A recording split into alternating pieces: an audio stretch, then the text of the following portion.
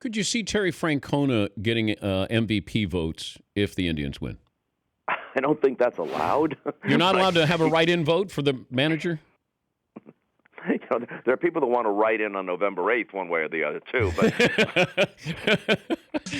so maybe it's part of a trend for the week. Yeah, I just think that Francona has been singled out as, this master manipulator with the bullpen and how he's used his guys, including Andrew Miller. I don't know how this resonates with the baseball writers themselves if the Indians happen to win this. Well, I think if they win it in 7, Kluber's got a good chance to be the MVP. Lindor, who's a tremendous player, has distinguished himself throughout the postseason and in this World Series.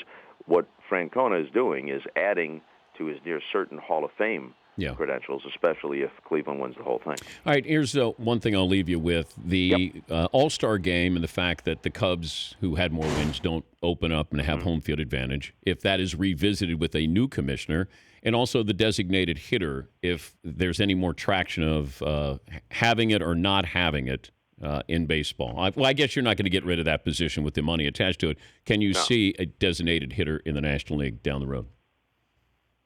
I hope not. I like the difference between the two leagues, and I like it in the World Series this way. I think it's added intrigue. Playing Schwarber in the games in Cleveland, Francona showing that he certainly could be an excellent National League manager as well, handling all the strategy there. The differences between the way the game is played in each venue, it's added a chess match aspect to it, and it's always been a big part of baseball.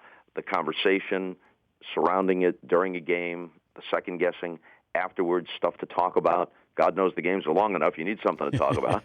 So I like that just the way it is. And the only reason I'm not outraged about the All-Star game determining who has home field advantage in the World Series is that what it replaced is just as random. Forever, it was just alternating. National League's turn, American League's turn. No matter what the records of the teams were, no matter if one team led wire to wire and the other team was a wild card. It just was an alternating system.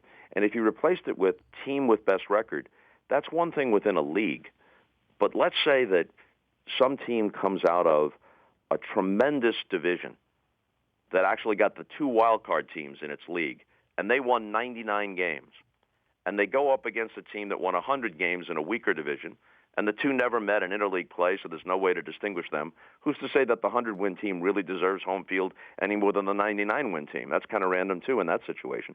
The Dan Patrick Show, weekday mornings on Audience.